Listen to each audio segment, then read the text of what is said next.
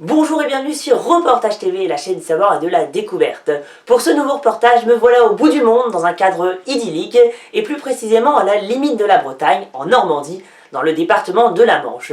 Aujourd'hui, je vais vous faire découvrir l'île Chausey, et je vous l'assure, vous allez en prendre plein la vue.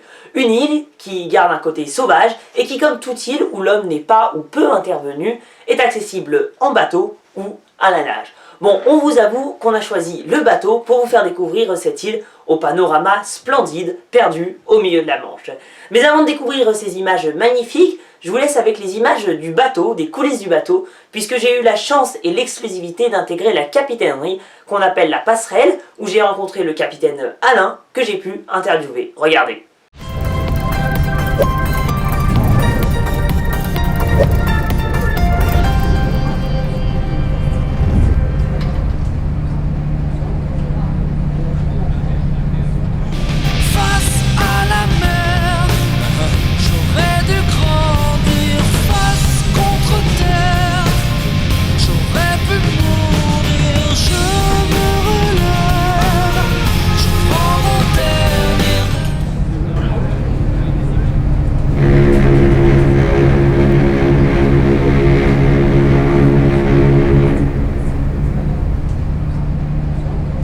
19 nœuds. Une vitesse qui commence à créer assez de vagues pour attirer les dauphins qui viennent jouer dans les vagues pour prendre de la vitesse. Des dauphins que l'on croise souvent sur le trajet maritime entre Saint-Malo et l'île Chausey, et bien que ces séquences soient furtives et difficiles à filmer, nous avons réussi à en réaliser quelques-unes pour vous. Regardez.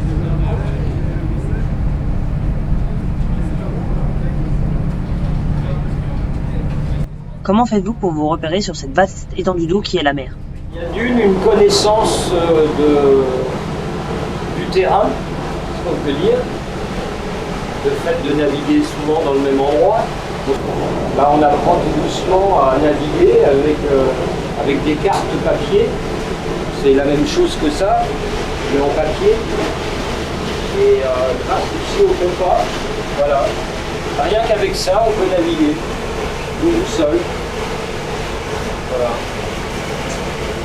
Donc en partant d'un point A, tu traces ta route sur le papier.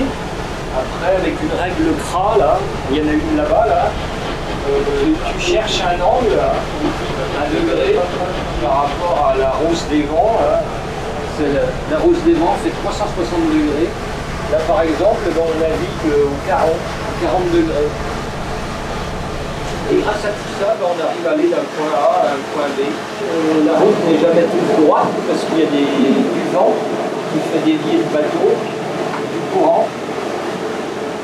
Et tout ça, ça se calcule, même précisément sur une carte. Et maintenant, de plus en plus, on navigue avec de l'électronique qui nous amène vraiment d'un point à un autre. On a la chance maintenant d'avoir un radar qui nous indique tout ce qui est visible à la surface de l'eau. Par exemple, là-bas, il y a un petit bateau, là-bas. Vous voyez un petit bateau. Donc il est là. Il est là, il est ici. Il apparaît. Il y en a deux même. Donc il n'est pas en face de nous, donc même si on était dans la brume, pour l'instant, on n'a pas de danger en face du bateau. Si j'avais été tout droit, je me prenais un filet dans les hélices. Donc c'est pour ça qu'il faut être toujours vigilant, faire la veille. À tribord, à bâbord ou sur la passerelle, le capitaine dispose de 3 points de commande du navire identiques. Ainsi, cela lui permet d'avoir une vision optimale en fonction des manœuvres à effectuer. De manière générale, le trajet maritime se déroule ainsi. En pilote manuel, le capitaine largue les amarres, s'éloigne du ponton à l'aide d'un propulseur, puis sort du port, toujours en pilote manuel. Il dirige généralement le bateau à tribord ou à bâbord en fonction des obstacles sur son passage. Une fois sorti du port, le capitaine passe en pilote automatique et reste attentif au centre du poste de commandement dans ce qu'on appelle la passerelle. Puis à l'approche du port d'accostage, le capitaine navigue à nouveau en pilote manuel, à tribord ou à bâbord.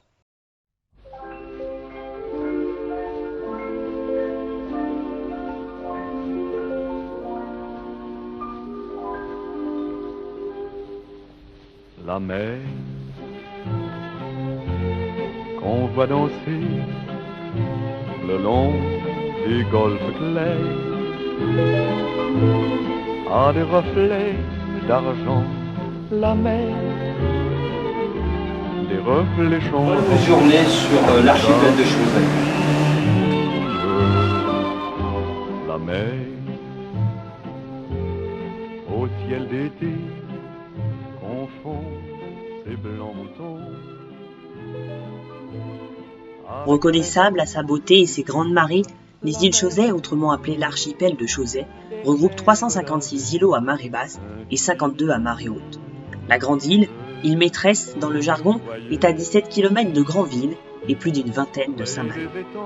Sur ce petit paradis de 7 km de long et 5 km de large, pas de voiture, rien que le bruit de l'eau et celui des oiseaux. Ici, le temps n'a plus beaucoup d'importance. Venir à Chausey, c'est vivre le moment présent, se reconnecter à la nature, apprécier des choses simples et s'offrir un vrai retour à l'essentiel. Dans un archipel, il y a toujours une île qui est plus grande que les autres, on l'appelle l'île maîtresse. Et autour, tu as tous les petits îlots. Donc c'est un archipel magnifique. Et là, on va rentrer dans le Sound, là, c'est-à-dire un espèce de canal entre l'île maîtresse et d'autres îlots. Et de là, tu peux ressortir jusque dans le nord de Chausey. Enfin, il y a plein de passe-partout, mais... À des reflets d'argent la mer, des reflets changeants sous la pluie, la mer au ciel d'été. Faisons un petit tour de cette île aux allures paradisiaques qui concentre certes un côté touristique avec ses 2 restaurants, sa seule et unique boutique de souvenirs et puis ses quelques logements dont un hôtel et 2 gîtes, mais aussi d'un côté plus sauvage et une nature préservée avec ses nombreuses plages de sable blanc, fin et son eau turquoise. Difficile de renoncer à se baigner dans une des 3 plages dévouées aux touristes et à la baignade sur ce rocher sortant de la mer. Sur terre, on remarquera aussi un village de pêcheurs avec sa chapelle construite en 1840. Durant la Première Guerre mondiale, l'île a abrité des prisonniers allemands qui ont construit la grande cale en pierre où accostent aujourd'hui les bateaux lors des marées hautes. Lors des marées basses, ils accostent sur une cale en bois, une structure plus imposante.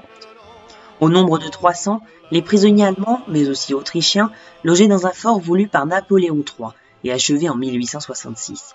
Il les a abrités pendant la Première Guerre mondiale et une petite garnison du Troisième Reich pendant la Seconde. Aujourd'hui, les casemates du fort sont abritées par des familles de pêcheurs. Et puis, Chausey, c'est aussi son incroyable phare, mis en service le 15 octobre 1847. Il est situé sur la pointe sud et culmine à 39 mètres au-dessus des plus hautes mers. Le phare est inscrit au monument historique depuis 2009. Sur la côte ouest de l'île, on y découvre le château Renaud, bâti en 1559. Il fut restauré en 1923 par l'industriel Louis Renaud, tombé amoureux de Chausey. Malheureusement, ce château est une propriété privée qui ne se visite pas. Procession de moines, éléphants, on ne quitte pas l'île sans être allé voir l'éléphant. Non pas celui de Septone, résidant dans la savane, mais le rocher le plus connu de l'île, qui a sans doute la silhouette d'un éléphant. Enfin, Chausey, c'est un patrimoine mellifère important, avec un sémaphore édifié en 1867 au sommet de la colline de Grosmont, point culminant de la grande île avec ses 31 mètres d'altitude. Mais celui-ci est désaffecté depuis 1939. Avec la chance et la patience, on peut admirer à quelques centaines de mètres de l'île des dauphins et des phoques.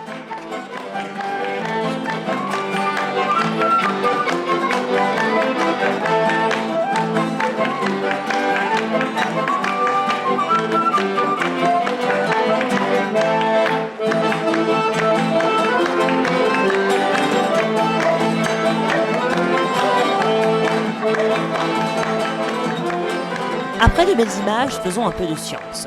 Vous savez que toutes les 6 heures, la mer monte et descend. Mais savez-vous à quoi est dû ce phénomène ? Celui qui va vous l'expliquer est devenu célèbre en vulgarisant la science pour la rendre accessible à tous.